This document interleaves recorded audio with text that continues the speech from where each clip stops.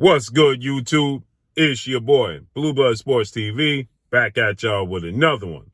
So, Hall of Fame trainer, well-renowned boxing pundit and analyst, Teddy Atlas, he weighs in on this past Saturday's highly anticipated unification showdown between now newly crowned 3-belt unified welterweight world champion superstar boxer Errol Spence Jr., who is widely considered by many to be top 3 best pound-for-pound fighters in the world, is now 28 wins, no losses, no draws, 22 big wins by way of knockout. He is 32 years of age, 5'9.5" with a 72-inch arm reach. As he took on and defeated former WBA welterweight world champion Cuban star boxer Ugas this past Saturday, in which Errol Spence got a 10th round stoppage victory over Ugas. With that said, that sets up the biggest fight in the sport of boxing, the most anticipated fight in the sport of boxing since Floyd Mayweather, Manny Pacquiao, and Deontay Wilder and Anthony Joshua, and that fight never came to fruition. And it's Terence Crawford, undefeated 3-division world champion, former junior welterweight undisputed world champion, currently the reigning WBO welterweight world champion, who is widely considered by many to be the #1 best pound-for-pound fighter in the world, in Terence Bud Crawford, who is 38 wins, no losses, no draw, 29 wins by way of knockout. He is 34 years of age, 5'8" with a 74-inch arm reach. Okay? With that said, Terence Crawford and Errol Spence make up for the biggest fight in the sport of boxing. And now it has gotten even bigger, okay? Because it's for undisputed now. And so Teddy Atlas, he weighs in on this past Saturday showdown with Ugas and Errol Spence. And he says that, the fight played out as he thought it was, that Ugas just didn't have enough power to keep Errol Spence honest. And he says that if Terence Crawford can't keep Errol Spence honest, it's going to be a long day for Terence Crawford as well. But he says that Terence Crawford is a junkyard dog with a high ring IQ. And a lot of people are going to say that Errol Spence is going to be victorious against Terence Crawford because he's just too big, too strong, and too physical. And I'm not one of those people, right? So Teddy Atlas, he says, I'm clearly not one of those people. So a lot of people going to say it, but not the guy you're looking at in myself. I think that Terence Crawford is a dog. So he says that Errol Spence is a dog as well. He says, and this is going to be a great fight, as I believe as well. And so Teddy Atlas, he says that Errol Spence's come forward. He's not just, he says the mistake is made on the part of Errol Spence when people view him. They think he's just a heat-seeking missile, but he's not. He said that Errol Spence is very calculated, has a great jab, very technically sound, puts combinations together very well, but he's a very aggressive. And so he says that, Terence Crawford is very good at making adjustments.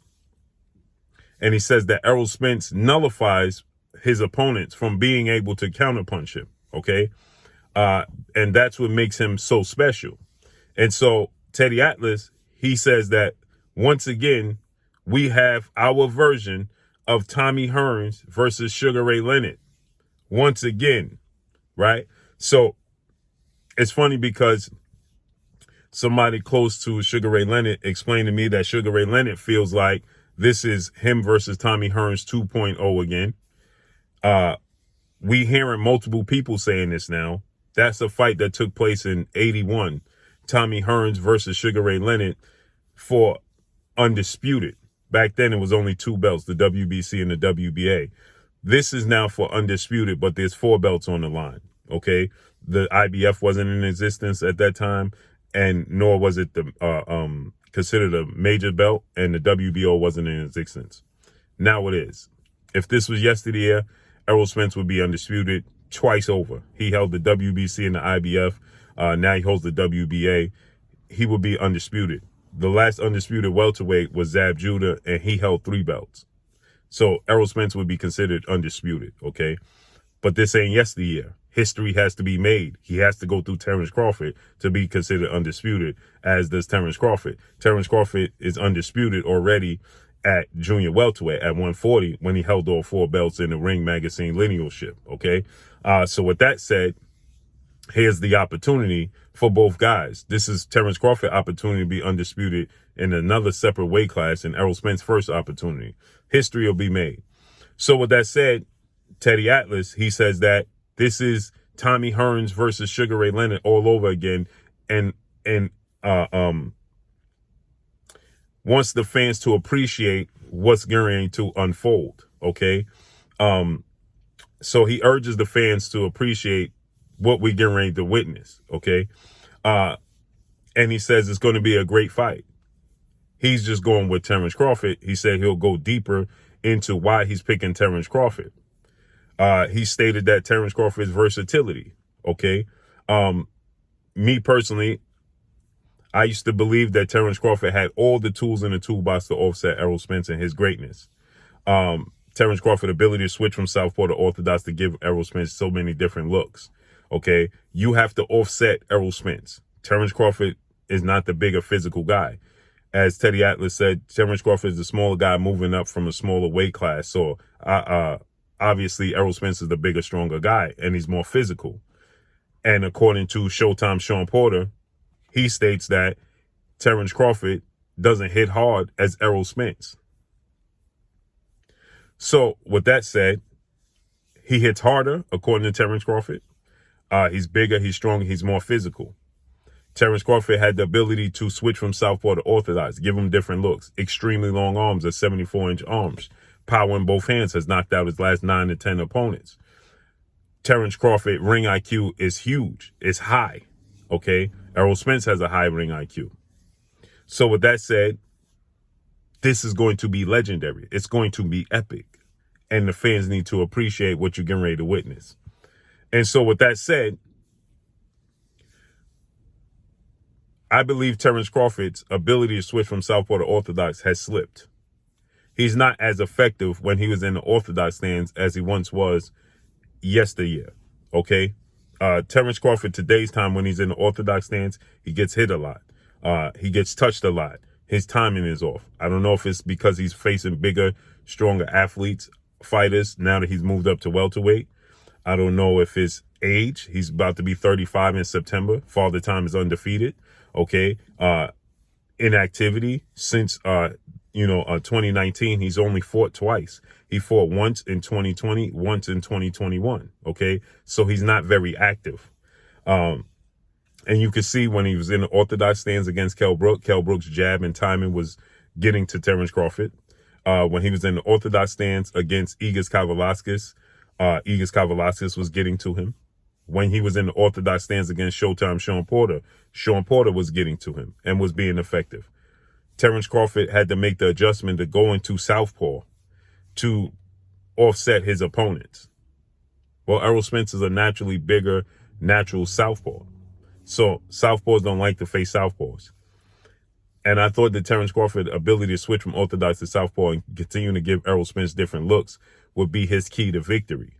But since that has slipped now, right, I think it's going to be Terence Crawford is going to make it more difficult. And you can see that on the inside, when Sean Porter was on the inside, when Ugas Kavalauskas was on the inside. If you look at the fight with Ugas Kavalauskas and Terence Crawford, you heard Andre Ward in a commentary saying Ugas Kavalauskas is getting the best of Terence Crawford on the inside. He's being first. He's more effective on the inside. And I don't like how Terence Crawford is looking.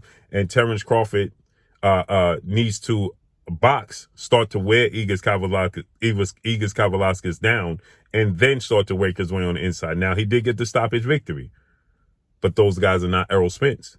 When you look at Sean Porter and Terence Crawford, on the inside, Sean Porter was more physical. Terence Crawford was uncomfortable. Andre Ward, once again, had Sean Porter up on the cards because of that. These guys are not Errol Spence, right? Insert Errol Spence.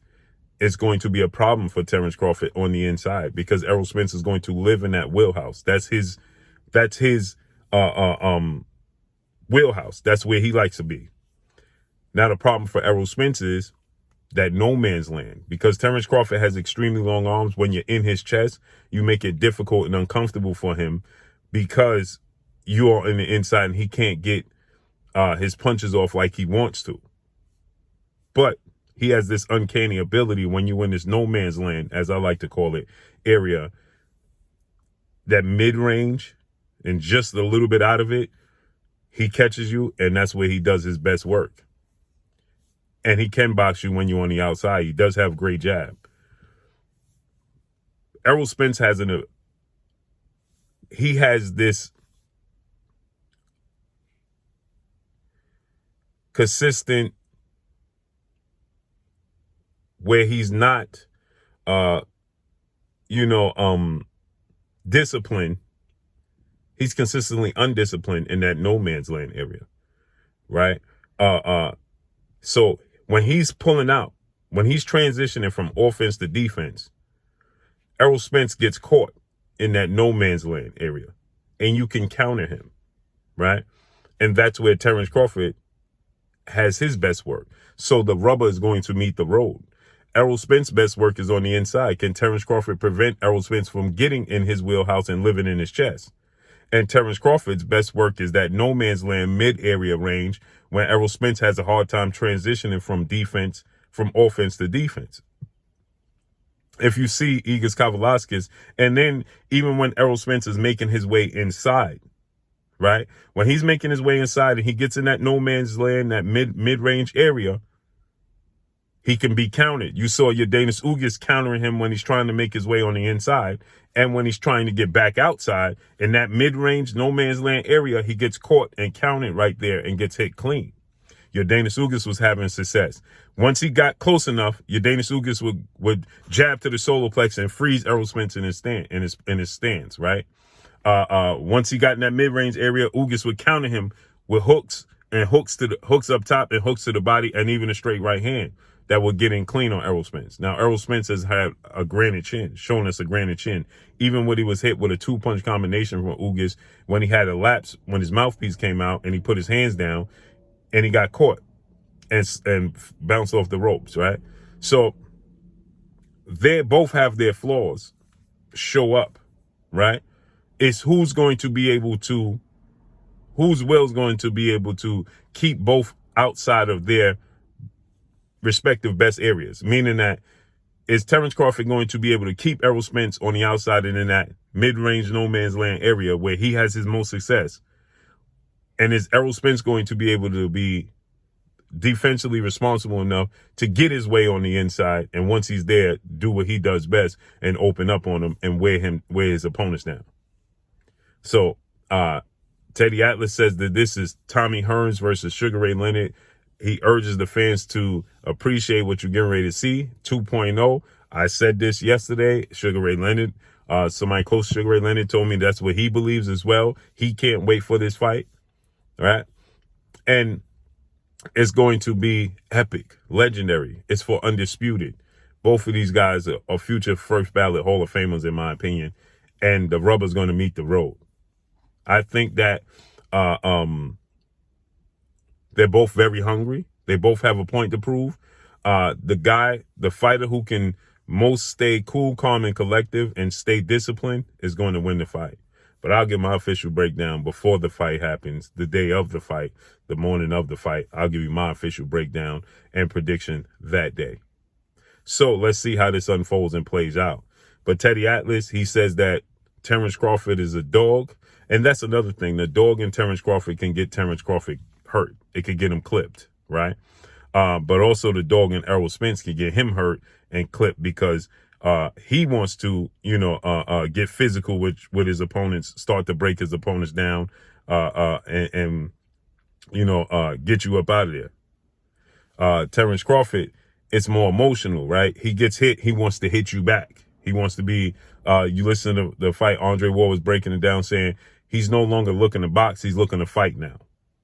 That's what Terence Crawford can't do. He has to fight like he fought against Victor Postal. He has to use his ring savvy, his IQ, like he did against Jose Benavidez Jr., right? Those are the types of performances that Terence Crawford is going to need in this fight. And Errol Spence is going to need to do just what he did with your Ugas and Kell Brook to ensure that he wins this fight. I can't wait to see how this unfolds and plays out. But that's all I got for y'all. Make sure you hit the like button. Drop a comment in the comment section. Let me know what y'all think. Y'all already know what it is. It's your boy Blue, Blue Blood Sports TV. Hate, like, comment, and subscribe. You haven't subscribed, hit the subscribe button, hit the like button, hit the bell icon to get all the new notifications. Follow me on Instagram at Blue Blood Sports TV, all in one word. Y'all already know what it is. Shout out to the entire LDBC. Shout out to New Media. Shout out to Black Media Row. Make sure you like and share these videos. That's all I got for y'all. Peace.